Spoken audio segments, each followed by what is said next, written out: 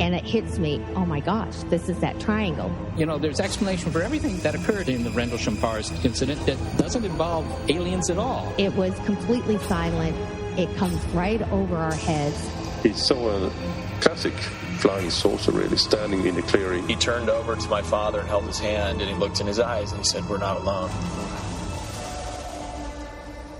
Hello and welcome to the show. I'm Martin Willis, your host, and we're coming at you live like every Wednesday at 9 p.m. Eastern Standard Time on the Dark Matter Radio Network. If you're listening live, you can join us in the chat room at podcastufo.com. We have another good one for you tonight. Alejandro Rojas of Open Minds is coming up with the news in just a minute. Our guests tonight are Paul and Ben Eno. I met them last year. And we had them on the show for a couple minutes, but they're going to be on for a full show. And I'm going to see them this weekend. We're going to talk about that. Alejandro, are you there? I'm here. Good to have you back this week. I want to talk before we get into the news because an article came out that disturbed me a bit, that I think was taken totally out of context or not really looked into. And it was in the New York News and Politics. It was written by Mark Jacobson. And the title of the piece is called The End of UFOs. And basically what he writes about is that the attendance on these events is way down. I have to say, well, that is very possible. This is my take, and I want to get your side on it too. My take is a couple of things. First of all, he wouldn't be writing an article about UFOs unless he knew that it was going to get a lot of traffic. And second of all, when he's talking about these old UFO conferences, years ago, this was pre-internet. People didn't get their information easily, so they had to go to libraries, look at what the latest books were that were coming out, or they had to go to conferences. Today, you can get on the computer and find out all kinds of information, listen to shows like this. You can also order DVDs of the conferences afterwards. And I actually commented on this piece and basically saying that. And I wanted to get your side. And I mean, I don't think that there's any fall in enthusiasts or people interested in this topic at all. I think it's actually on the rise. And what do you think about that? So I think you made a lot of arguments as to why at least the thesis of this story is really terrible, wrong, way off base. Just because... I mean, he essentially goes to a conference, the MUFON conference, and thus from the conference declares UFOs are over because in the 70s, there were more people at the conferences. But like you said, we didn't have the internet. In the 70s, we didn't have 100 channels either. And, of course, a lot of these channels, H2, Science Channel, Sci-Fi Channel, they've all got these UFO shows that are really popular. Another thing, I mean, like we're just about to talk about news, and it's exciting because every week, that I come to talk to you or I do my show, there's an abundance of news on new sightings and new things going on. So I see his point. One point he makes is that a lot of these speakers are talking about events that happened 10, 20, 30, 40 years ago. And he has a really good point there. And, at least with our conference, one of the things we try to highlight is people doing more up-to-date work, doing work on things that are going on right now. And as you know, there are people doing things like that.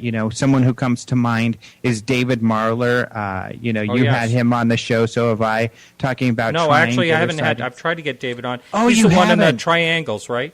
Exactly. He was an interesting speaker to have, but we had another gentleman talking about the new findings when it comes to string theory, and if UFOs are using string theory, then there's some things that we can look for there. There are a number of people doing new exciting work, and there are exciting, like we're about to talk about, sightings happening all the time. So I think that, looking at the TV shows, looking at how at least our conference, which is currently the biggest UFO conference, is growing in attendance. I just went to Contact in the Desert. They are huge. I mean, their attendance is literally starting to rival ours. which is great. And they have a different audience than we do. So there are thousands and thousands of people interested in this. The MUFON Symposium is a small group. It caters to MUFON people. It's never been the largest event. And except for maybe in the 70s, actually in the 90s, they were pretty large also. But it's not anymore. So I think this person needed to do a lot more research than just go to a conference that gets a fraction of the attendance that a conference like ours gets, or even that Contact in the Desert got. Why don't you talk quickly your conference in February? Yeah, in February, we're having our conference again, and it's in the Phoenix area. It's going to be the 18th to the 22nd. Again, we're getting a lot of people. Some people have given us some feedback that so far the names we've posted, they're not familiar with a lot of them. You probably will be, because you do a lot of interviews of people doing up-to-date stuff, and people who listen to my podcast will know most, if not all of them. But we've got a lot of really great people doing new research, looking at some of the latest stuff going on. So it's really exciting. We have over 20 speakers typically. It's a 5-day event. However, our event is actually cheaper than most conferences. And right now, if you register by September 5th, you're going to get $50 off. So it's going to be $200 for 2 dinners, all the speakers, everything going on. And it is the biggest and the best. Being 5 days gives you enough time to actually hang out with the speakers too, and have time to talk with them and everything. So I'm really excited about this year. I think we've got a great lineup, and encourage everyone to go. I heard a rumor that Podcast UFO's Martin Willis is going to be out there. I've heard that rumor too, and I am so excited about the possibility of that. I know I've heard conflicting reports as to whether or not that rumor is true, and so I think that. Yeah. And I wish this Martin guy wasn't so wishy-washy sometimes, and would just commit. But I would love that. I've been begging this guy to come to our conference for years now, so I hope he does. I do too. Hey, all right. So what's going on for the news? We have some sightings this week. Yeah, lots of great sightings. Some not so great, but North Carolina is one of them that's really exciting. So on the 16th, there were some people who saw some UFOs over the ocean in North Carolina. In particular, WAY News reported on a sighting over Ocean Isle Beach, where a woman actually recorded some lights off in the ocean. Some people have said, well, those kind of look like Chinese lanterns. And admittedly, some of them are red and orangish and might be. However, there were a lot more sightings. And in fact, ever since we posted this story, we've been hearing from a lot of people from the beaches in North Carolina who have had sightings. There's a gentleman, Gary Travis, who submitted some video that he got the other day, and these are lights that are twinkling over the ocean. So really interesting. We've posted a lot of updates from some of the people we've heard from. Other people have saying, what I saw were not Chinese lanterns. We also reached out to the local MUFON, and the director of North Carolina MUFON, Lakita Adams, she said that they did have a flap in June, that Camp Lejeune out there is a Marine base, but they had some military exercises going on the days before this recent spat of sightings, but that may be involved with it. However, the assistant director, Israel Curiel, says he's been investigating it for a long time, that this area has tons of sightings. They've received 120 in the area in the last year. He says last September he went out there to go check it out, and he had his own sighting of an orange orb out there. And Maureen Ellsbury, who was on Uncovering Aliens, who of course is my colleague here at Open Minds, she said they did an episode out there that some of you might have caught. And while they were filming, they caught some strange orange lights out in the ocean out there as well. Now, this woman's name is, and I'm not making this up, Woozy Dell. Woozy Dell. So Woozy Dell, I watched the video, and she was saying right off the bat, I'm a total skeptic. I don't believe in UFOs. But, right. I kept seeing these. One came right after another. And one of the pictures that is posted on your site, and by the way, all the stories will be in our show notes, and you can click right over and look at these stories. There's a picture like a disc-shaped object as well, like a white light. Now, was that taken by her as well? Yeah, that was taken by her. She actually took a couple videos. So we have a still, the first picture, the one you're referring to, is from her first video where you see a row of lights and one of them looks disc-shaped. And then there's a second video she took, and we have a still from that one where it looks like a string of red, orangish lights, which could be Chinese lanterns. I guess they could be military flares as well. But the military said they were done with their exercises Saturday morning, and this was seen on Saturday morning. I'm not sure. And then, of course, the twinkling lights that we have later in the story are different. But, yeah, that was all taken by Woozy. And now there's even more news going on out there with other people who have submitted pictures and video. Great. And let's talk. You have two more sightings we're going to talk about. What's the next one? Tom DeLonge, and I love this. You may know who he is. If you're a fan of Blink-182, you do. Yep. This is the rocker kind of frontman for Blink-182, which, of course, is a big band. They are very popular. And Tom DeLonge has been into UFOs and stuff for a long time. For probably a couple years, he ran a website called Strange Times where they covered paranormal stuff, and we worked with them a lot, sharing stories back and forth, which was really cool. And my colleague Jason and Maureen have gotten an interview with him before. He's also been on Larry King defending UFOs. He is really, really into the topic. He's a huge UFO fan, and he has been a little bummed because he hasn't had a sighting of his own. But the other day, he posted a video he took on Monday, August 25th in the San Diego area of some UFOs. And you see this short video of lights. Now, looking at it, unfortunately, this looks like it very possibly could be military flares. Of course, San Diego is pretty much surrounded by military bases. So that's a strong possibility for what he said. But he does say what he saw. But he does say he watched these lights for 30 minutes, and he believes them to be more mysterious. So really cool. And, of course, because he is who he is, that's making some news as well. Right. Now, the only thing, I got to say they're pretty white for military flares, but, it is, like you said, it is possible. It almost looks like they're moving, but maybe it's because they were moving in the car. And if you don't like to hear someone use swear words, then don't watch the video. If you're cool with that, then you can watch the video right through the show notes.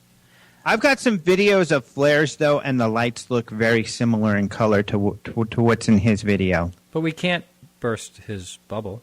Yeah. No, those are UFOs. Yeah. Flown by extraterrestrials. Unidentified. And, no, identified. They're extraterrestrial. Oh, yes, yeah. I'm changing my tune. Okay. Because you're right. We should cater to him because he's a cool dude. That's right. All right. And what's the last sighting? The last sighting is really cool, too. I love this one. This one is in Lower Paxton Township, Pennsylvania. And there was multiple witnesses to this one as well. A lady named Stephanie Wilkerson the other day was having a glass of wine when she saw some strange lights. She decided to start videotaping them, and then she called her husband and her neighbor. They got freaked out by it. They didn't know what it was. So this is the exciting part. She calls the cops, and the cops come over, and they don't know what it is either. In fact, the ABC 27 News, who covered this story, interviewed a Lieutenant Gary Seafelt. He was not the police officer who was on the scene, but he was a representative of the Lower Paxton Township Police who spoke to the news. And he says their officer went out there. He couldn't tell he didn't know what he was seeing. So he called his sergeant and corporal to verify what was weird. They thought it was weird. They called the local Fort Indian Town Gap Army and National Guard post. They also called Harrisburg International Airport. Both of them said there was no aircraft activity in the area that they were aware of. And Seafelt, the police representative, his conclusion was our officers saw something that was out of the ordinary for the night sky. So I think that's really cool that these cops are willing to say, hey, we were baffled. We don't know what the heck that was either. And this is another lady who is a skeptic. She says that the whole thing scared her. And she said, for me to see that, I'm now a believer in UFOs. And her name's not even Woozy. It's not Woozy. It's not that odd either. Stephanie, which I think is a beautiful name. But she is, she's not a very, Woozy wasn't very odd either. They both seem to be very normal, down-to-earth, cool people. And, you know, how cool would that be to be hanging out on the porch, enjoying a glass of wine and also having some UFOs as entertainment? Yeah, that's sort of what happened to me in a sort of a kind of a way. But, really? Yeah. I think we talked about my sighting years ago. Yeah. But anyway, thanks so much for the news, Alejandro. It's always a pleasure, and we'll be speaking to you next week. All right. Sounds great. Thank you so much for having me on again, and we'll talk to you soon. You bet. Hang in for a short music clip. We'll be right back with Paul and Ben Eno.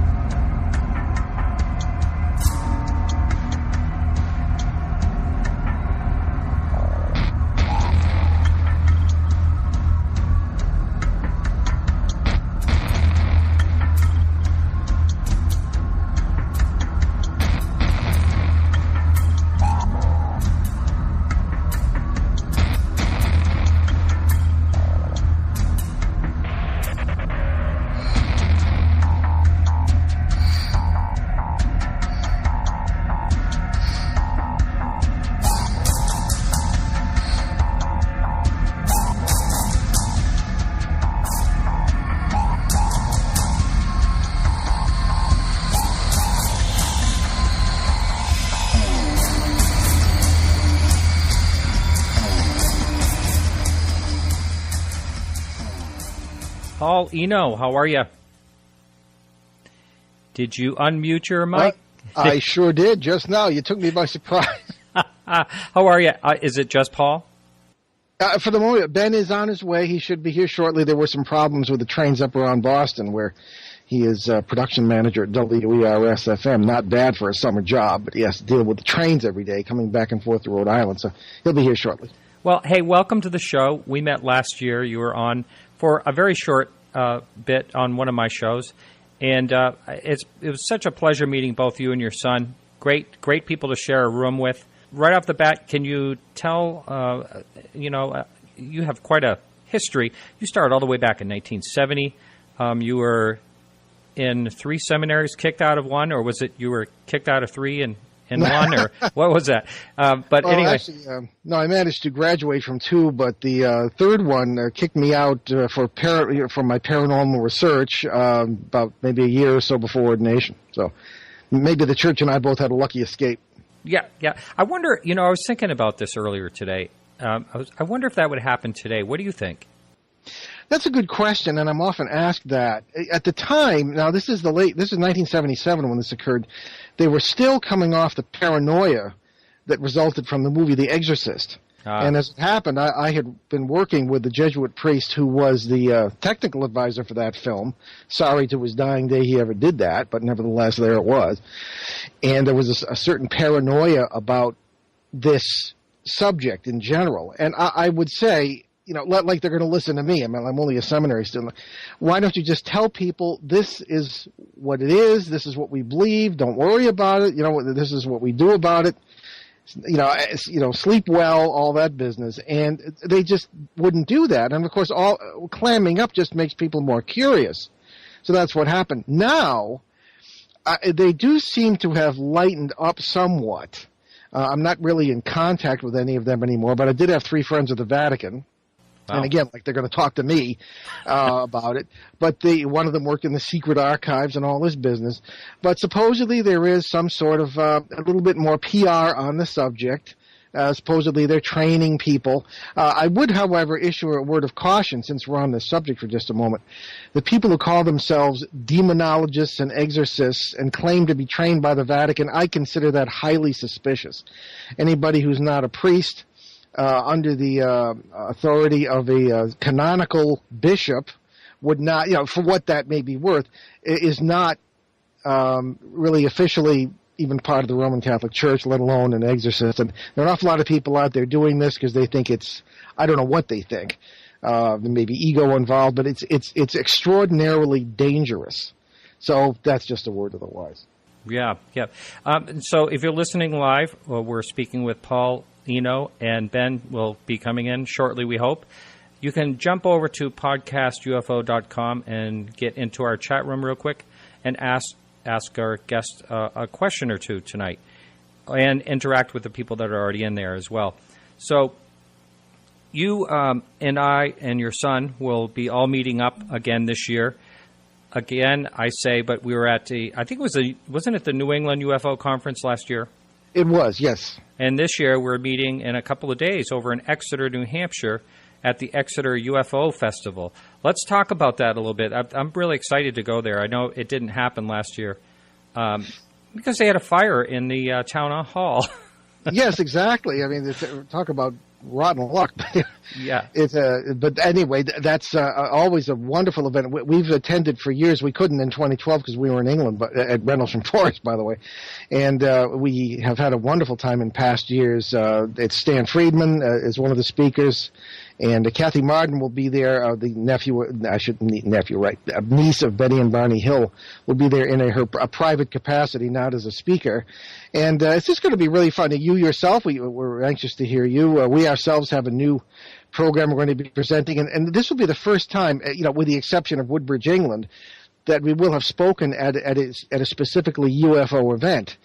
In the UFO community, we've always been thought of as opposed to the ghost researcher type community where we've long been known. The UFO people sort of think of us as radio show hosts, albeit with a certain amount of experience in this or that. But this is the first time we'll be speaking, and we have been working on a number of, really for the past 10 years, a number of cases that are, you might say, pan-paranormal. So the subject of our talk will be strange connections, UFOs, cryptids, and ghosts. And if you talk to people who are known in the field, they are beginning to notice very odd connections between these seemingly unrelated phenomena. And if you look back, and I'm probably going for kind of far afield here, but if you look back at things like the Mothman case or a number of others, the Rendlesham case itself, there's a lot more to it than just what you hear about in the UFO field. We are working on a case now that I think their mouths will be open and their socks will fall off because this is going on right now. It's in the middle of Connecticut, and it involves UFOs, ghosts, cryptids, military activity, a possible or probable secret base, and we have photographs of most of this. So it's the first time we'll be talking about that. So we are looking forward to Saturday, and I do point out that it is a free event for at least the speakers. You don't have to pay to get in. So doesn't sound like too much going on in that UFO event. No. About everything you can think of. Hey, I got a question for you. You know something I didn't realize? I didn't realize that I was speaking at this conference, but I'm on the speakers page. Yes, you are. So should actually someone call or emailed me and said that I was speaking from 9:30 a.m. until 4 p.m. on that day. I saw that according to the My website. gosh, you're going to be tired. I'm going to have to start. The other speakers have arranged to give you coffee and stuff. Yeah, I'm going to have to start out with talking about my first Lost in Space episodes I ever saw or something. Start out real young. Yeah. Wow. So anyway, that will be a lot of fun. I can't wait. Can't wait for that. There is a question up on the message board we have here, and it is, let's see, does Paul and Ben have their favorite alien encounter? That's the question. As it has happened to us or that we've just researched? Well, it's up on the message board, so I'm going to say that you researched, most likely. Okay. Well, let's see. Alien encounters. I think certainly the Rendlesham case has to be up there because we've done more on our show when we went on the air in, my gosh, 08, and CBS picked us up in 09, and that sort of thing. So starting, it was 2010, I believe, in recognition of the 30th anniversary. No, actually, the end of 2009. The end of the year, which was the beginning of the 30th anniversary year of the Rendlesham case, we began to have on-air panels with all the major witnesses, and it was the first time, that show in April of 09, when Colonel Charles Halt, the deputy base commander, and several of the others had appeared with Larry Warren, who's one of the more controversial eyewitnesses, and people can look this stuff up. And we had, this is on CBS, which had a brand new studio in Detroit with all sorts of new equipment, and the interference was absolutely bizarre. To this day, as far as I know, the engineers have never figured out what the interference was. There were people laughing in the background. People were dropping in and out. It was really terrible. So finally, after the second show, we had to take it off CBS and put it on an internet station that gave us some time for this, and all the others were done on that. And we never even tried to do it on our AM/FM station in the Boston, Providence area. But really strange. But all those podcasts are available, 16 hours worth, at BehindTheParanormal.com. So that has to be our favorite incident. And, of course, Larry Warren's story differs somewhat from what happened to Jim Penniston and John Burroughs. Jim Penniston, by the way, will be our guest in 2 weeks on the WO1 1240 in this area. And Larry Warren talks about going into the forest as an Air Force security person with other Air Force people and seeing landed craft with little people and high-ranking officers standing there and activity of that sort going on. And, of course, Penniston and Burroughs refer to going to the woods and seeing a landed craft, which Jim Penniston touched, and described that in a hypnosis session later on, if you take hypnosis seriously, which is kind of an if, he said these were not aliens, they were us. And today he talks very interestingly about a binary code that was downloaded to him and then he wrote down, thought nothing of it. And again, people can look all this up. So I think that's one of the more interesting ones. I think Tom Reed as well. Tom Reed will be at the second New England UFO conference. That'll be in October. And I believe you'll be there too, Martin, in Leominster, Massachusetts. Yeah. And Tom has recently come to the fore as a witness and really a person having had an encounter as a boy, he and his brother both, when living in respective Massachusetts and Connecticut. And this seems to be a case that has been pretty much acknowledged as such as the abduction of an entire family over certain periods of time. So I think that's certainly one of those as well. And Tom, of course, as I say, will be in Leominster in October. So I want to talk a little bit about Rendlesham Forest, and what I want to talk about is the divide. You mentioned it briefly right there, the two different opinions, Larry Warren, Colonel Charles Halt, and Penniston, and there's a lot of friction between all those people and all their purported sayings. Do you have any take on what's going on there? Well, one of the things we brought up, all the hours we've interviewed everybody, I just don't think I've gotten an adequate answer to this. Rendlesham Forest is a deep well. We've been there ourselves, and some very interesting things happen. And we research cases not only by spending years on them, but by building a network of spies or informers, if you will. Mm-hmm. Perhaps that's not the right term, but local people who can feed us information and whom we trust. And we have been in touch with a lot of local people there, and a lot of strange things happen. So I don't see why, in that context, Larry Warren and the other two fellows couldn't have had entirely different experiences in different places in the forest on the same evenings. All right, particularly given the time slips that sometimes occur there. Now, John Burroughs will talk about a slip in time that he believes occurred with him in the context of that landed craft and that sort of thing. And he doesn't go too deeply into what he think might have happened then. But as I say, it's a deep well, and all sorts of things are possible. And I don't see why there's this political difference. And on our show, supposedly, Colonel Halt admitted for the first time that Larry Warren had been involved in the operation in the forest. When was your show with him? That was April. And Ben, was that April 09 or April 10? Hello, and I think that was 09. No, No, wait, 10. April 2010. You've been on the air, the air so long, especially at my age, you kind of forget. But it's in there. Anyway, the podcast. Maybe if they go to the BehindTheParanormal.com, there's a link for special podcasts and then special shows.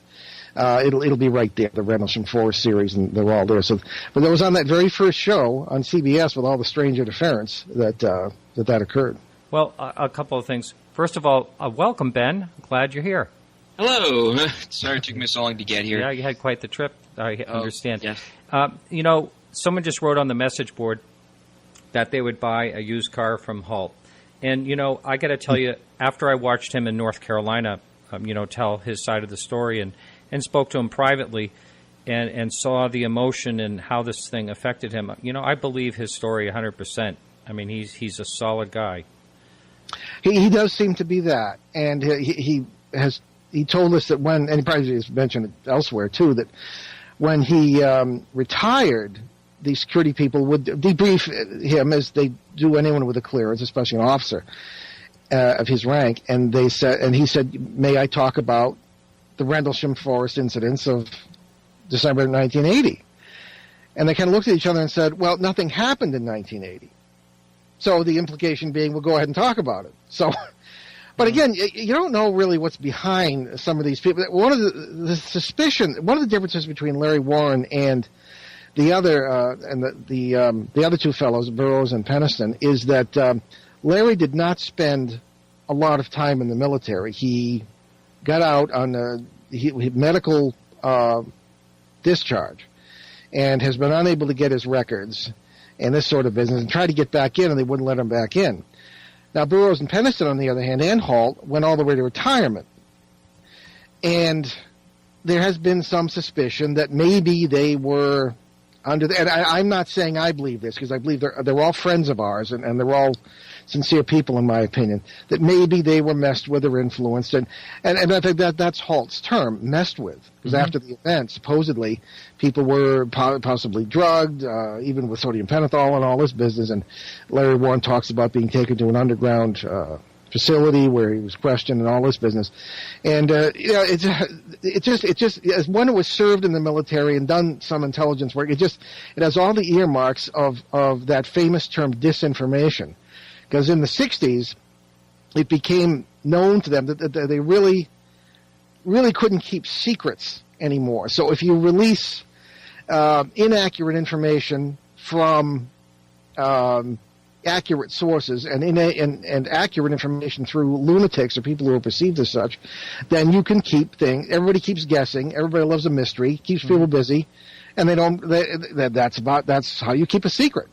So one never knows whether these people, in any case, I'm not just talking about the Rendlesham people, but people who have been involved with the military running special projects are telling the truth as they don't know it, or are telling the truth to the best of their ability, but really aren't telling the truth because they don't know the truth. Maybe that's a bit convoluted, but you get my point. Yeah, I'm going to ask Ben. I'm going to ask you this question because you haven't spoken too much, so you just got here. What is your? I know you have him coming up as a guest, Jim Peniston, but I wonder. There's a couple of things I wonder about him, and one of them is why would he indeed keep that binary code secret for so long and then come out with it? And secondly, the time travel thing, it seems like that's gone back and forth on, and he's solid on it now, saying I think they're from the year 8000 or something like that. I can't remember what I heard recently. But what is your take on all that? And Jim and I have communicated before on Facebook, but I'm sure he doesn't listen to the show. Say whatever you want. Well, he's a friend of ours. You never know who's listening, and so I choose my words carefully here. Honestly, there's a lot about the Rendlesham Forest thing. I mean, even though we did 16 hours on this, we've done show after show after show. I literally have learned nothing about this case because there's nothing conclusive. Everybody has like different stories about the same event. Occasionally they match up, but they match up in odd ways that don't make sense. So, in my opinion, I'm trying to think of how to say this. I'm trying to think of how to say this without coming off as a jerk. I don't do UFOs. It's not, well, we do, but I'm not an expert on it. So I can't say with any sort of authority one way or the other whether, oh yeah, this totally happened, or oh yeah, I agree with this guy, because for one thing, it'll be taken personally, and then everyone will be like, oh, you're on this person's side. And it's like, I don't choose sides because it's not that big of a deal to me. I think it's interesting. And I think the truth, like learning the truth is cool and all, but I feel as if that too much politics comes into play, and then it just it gets all muddled. The whole point of the case just gets muddled because everybody's like, well, you're in this camp or you're in this camp, and I don't understand why dialogues can't be reached, but that's just sort of... Maybe that's the intention. Probably. Of someone. Yeah, because, I mean, human nature, we like to fight over stuff, and we like being right. We humans just like being right. It feels nice to be right, except most of the time you could be wrong and think you're right, and where you could be right but think you're wrong. It's a very strange thing. Plus, the binary code thing, I'm very confused as to how it actually did get downloaded. The phrasing of it just confused me, because I don't consider the human brain as a machine. So I'm maybe it's the phrasing, because usually terms can muddle a situation. Like, for example, when we deal with ghost cases and people say, oh, it's spirits, or it's spooky, scary ghosts, when really the terms just ruin the whole point of everything. So maybe it's the terms he uses, but the binary code thing, I do see where you're coming from in that, why did it take so long for it to come out? But I mean, maybe he was scared. Maybe, he had something to lose. Now he doesn't really have much to lose because he's not in the military anymore. So, he probably figured, yeah, why not? Or maybe has more efficient tools to be able to deal with it. Yeah. Let's talk about some of the inconsistencies in general, though, because I can't think of any other case that is like this, as far as like saying the choosing of sides and et cetera. And so let's talk about some of the inconsistencies. Can you cite some of them that you're aware of? Well, it was a matter. Well, yes, it's really inconsistent from the get-go. Really, on that there was supposedly 3 nights. Some people would say 4, but 3 nights in which these craft, in December of 1980, supposedly were seen and descended upon Rendlesham Forest. And although we found out that since Saxon times, strange lights have been seen in Rendlesham Forest, and that's only the beginning. But there's inconsistency about who went out on each night, who was where, what they saw, and for how long they saw it. It really is. If craft landed, or if they didn't. Yeah, landed, didn't land. There's the lighthouse issue, which I'm always fascinated by skeptics who were not there, who said, "Oh, well, this is what it is." Yeah, and that's one thing I didn't want to say because I wasn't there, so I don't know what happened, what didn't happen. Yeah, I know what happened when we were there, but that's not the same thing. Yeah, that's different. Yeah, that's different. So wait a minute. What do you mean? What happened when you were there? Did you actually see something? Oh yeah, we're going to talk about this in our program on Saturday. So no spoilers. No spoilers. Right? Oh, come on now! You can't do that. Okay. Well, obviously there's nothing as dramatic as that. Although in their book Left at East Gate, Larry Warren and Peter Robbins say that they arrived at the scene and there were strange lights, there were military vehicles in the forest, almost sounding like that night in 1980. And this is years later when they were setting about writing the book and they went back and this sort of thing. Now, our situation was not quite as dramatic. I don't know if I want. Ben doesn't usually like to get into this, but there are. Want to talk about it. Okay, certain things happened to him, which had nothing to do with UFOs that I could see. There were a lot of orbs, and orbs are very interesting little critters because ghost people point to them as aha spirits, and sometimes, depending on the context in which they're seen, aha UFOs and that sort of thing. So those are always very present. A lot of the photographs taken there were very interesting. I'll show some of those on Saturday. There are things that I have never seen before, and I've been doing this for 44 years.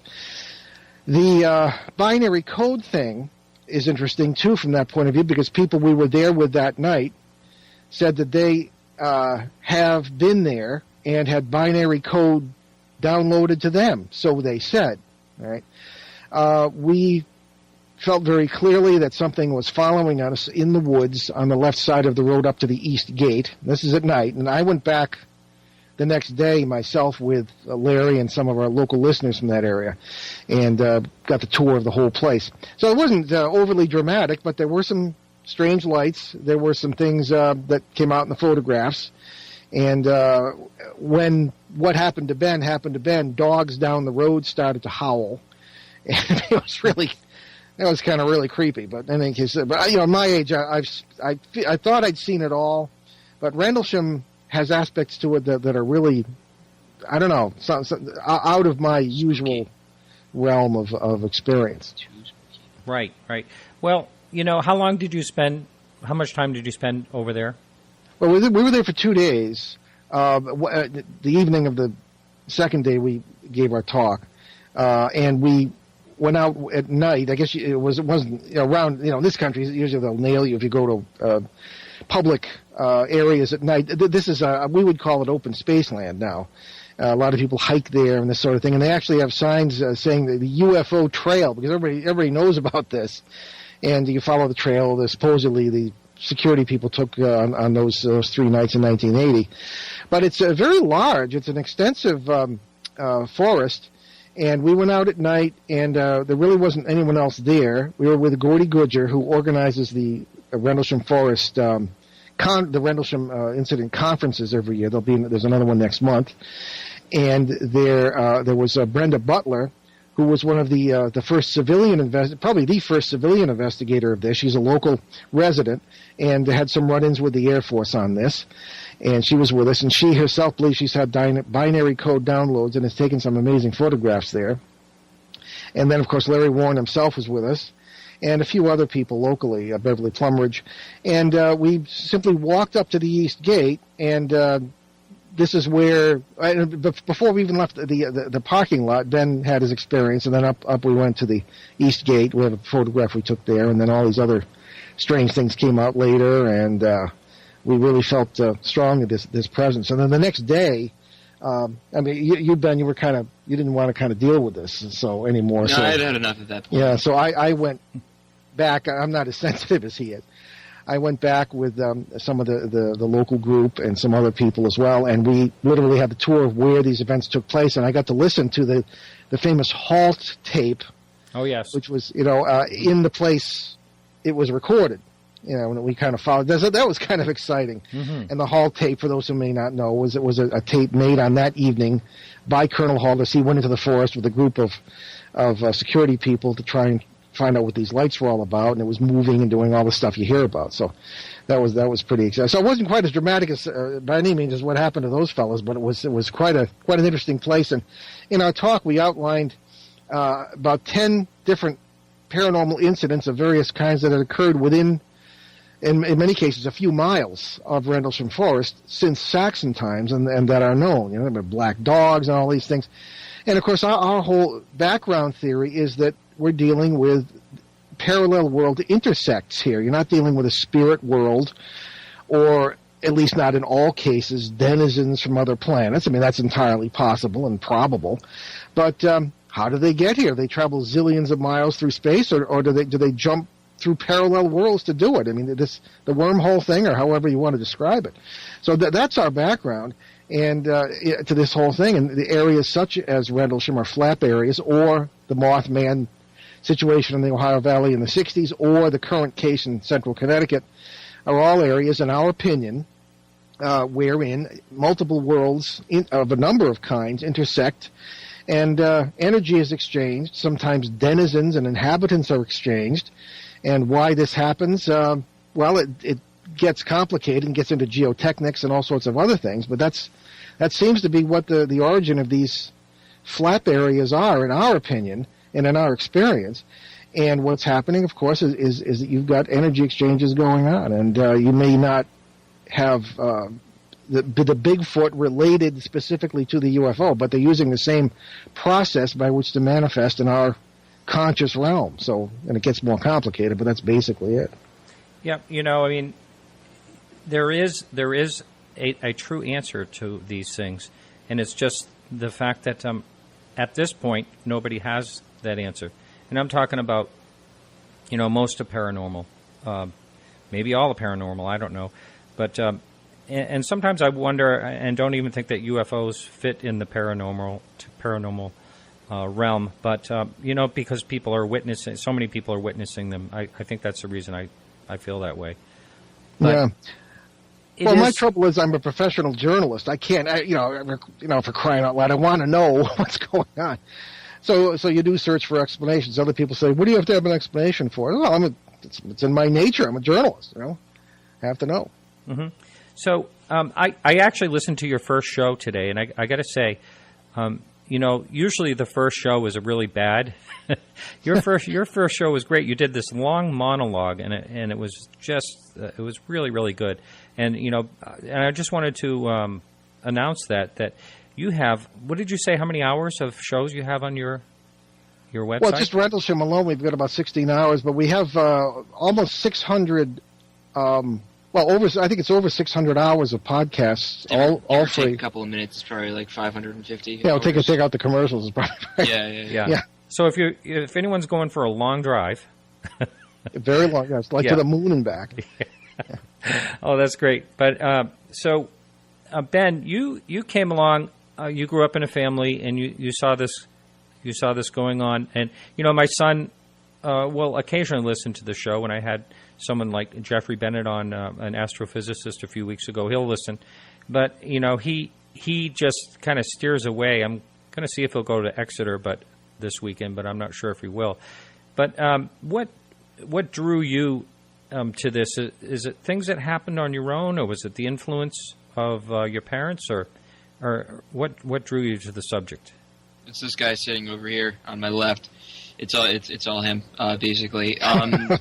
Well, it's all my fault. Yes, it's your fault. No, I don't know. Usually people are like, well, I grew up in a haunted house, and so I wanted to check it out, and I don't know. I think it's fascinating because it has ultimate answers to things, and it's very practical to me, oddly enough, because usually you don't think of the paranormal and think it's practical. I think it's rather practical because it's a good exercise in using a lot of different intellectual pursuits, whether it be philosophical, the theological, scientific, whatever, or any sort of area of science. It's a good exercise in intellect, as well as a lovely exercise in I can't remember the term, which is remembering your own mortality. Yes, which is something we always forget because everyone thinks we're going to live forever. Well, too bad, we're going to die at some point. And you know what? I kind of look forward to that, which sounds very depressing coming from a 22-year-old, but it's actually a very good thing. But it's also humbling in that it makes you forget about the self, because that's the whole point, because the self doesn't really exist, because if you're going to go with Amikat Swami, who aptly puts it, there is no self, there's just a sense of self-reference. And I really took that and ran with it and sort of applied it to this. And forgive me if I don't talk about my experiences. I don't like to share them because they're very personal.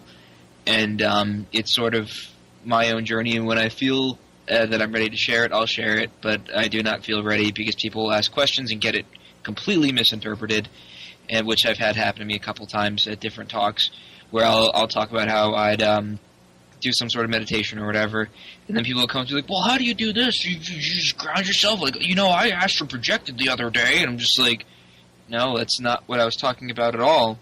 Like, I don't know what you were going for there, but it's the way that I utilize this, which I feel as if a lot of people should do, is you can't just look at it as, oh, well, it's spooky, scary skeletons and all sorts of stuff like that I just shouldn't pay attention to, when there are a lot of different ideas going into this, and a lot of different lovely great intellectual figures, including my father, that have a lot to say on this issue and what it means for us as a species. And that's essentially why I really stuck with it. The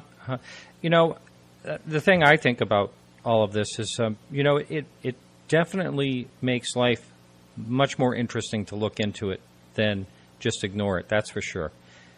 We have a question up on the message board, and it's more or less asking if you would talk about the interdimensional aspects of cryptoids or other beings.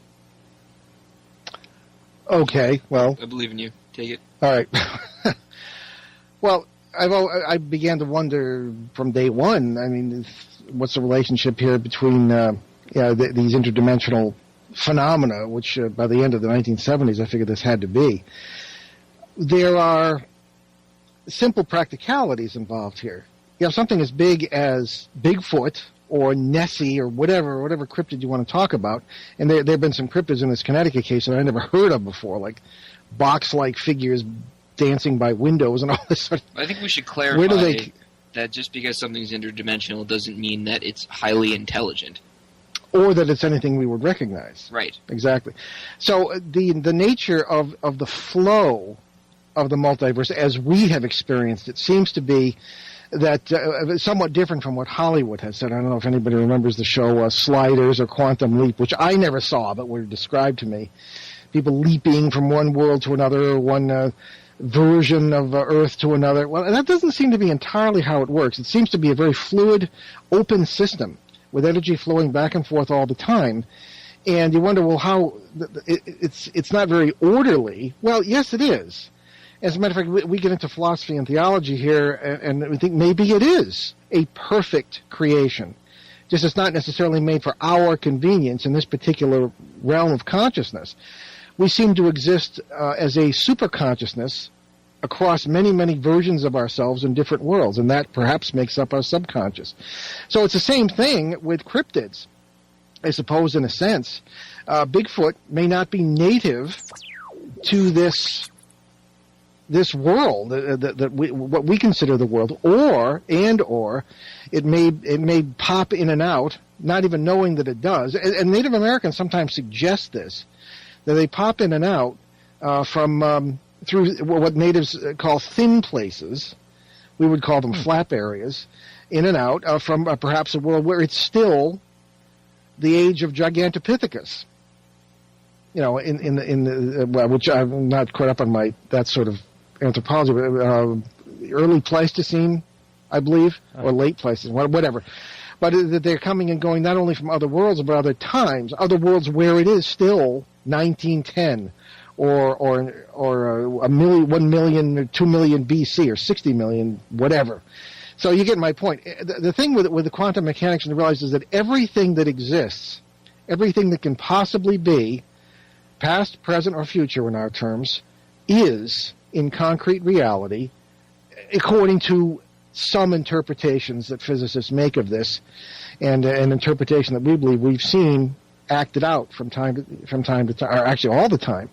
And one of these, of course, would allow these cryptids to come and go. How can you not find something that big? Okay, how come you only find hairs? That sort of thing. There was a cryptid not far from where we live in northern Rhode Island. There was in Mansfield, Massachusetts, which is part of the famed Bridgewater Triangle, so-called, which is another place we like to hang out. And there was the Mansfield Mystery Cat, and this is back in the late 1980s. And I had been investigating the Beast of Exmoor in England the year before that, and somebody from the Massachusetts Environmental Police called me and said, "Oh, somebody read something you wrote about that lion in England. We got one in Mansfield." I said, "What?" So Ben wasn't born yet. His older brother was 9 years old. I wasn't about to go out looking for some cryptid with a 9-year-old child, and because his mom, worked during the day, this sort of thing, so it wasn't practical. But in any case, this thing came and went, and the fire chief, who had sort of had been in the newspaper laughing at the whole thing, changed his mind when he saw the thing across from his house, and he said it looked like a huge domestic cat of unbelievable size. So it wasn't like it was a puma or something. So we don't have anything like that in our world generally. So I think it might have been one of those things that comes and goes. So we'll make a long story short. I think they come and go, probably completely unintentionally, through parallel world intersects, which are the most normal things in the world. So paranormal is nothing of the kind. So that's the best answer I can think of to that. Yeah. It kind of reminds me what you're talking about, the Skinwalker Ranch. Sure. That they saw the large animals, and there was so many people that saw things there. It kind of makes you realize that you can't just shove it away that nothing happened. Well, that's what we call this the Connecticut Skinwalker Ranch, the case I've been talking about, and we've got some similar things going on there. So we'll be talking about that on Saturday. Now, we only have a minute or so left here. Can you talk briefly about, what you mentioned, the things that were going on? Can you give a couple of more teasers on what's happening there? In that case, or at the Exeter? Yes, in that case. Oh, okay. Okay, well, it started with ghost sightings in a particular farmhouse, 1783 farmhouse, in which the sixth generation of the family was living. That was in 05. Then was 13. It was one of his first cases. 12. Well, whatever. You were really young. And starting out with that and with the haunted policeman case in Vermont. So they had read my book, Footsteps in the Attic, and said this multiverse thing really is the only thing that will explain this.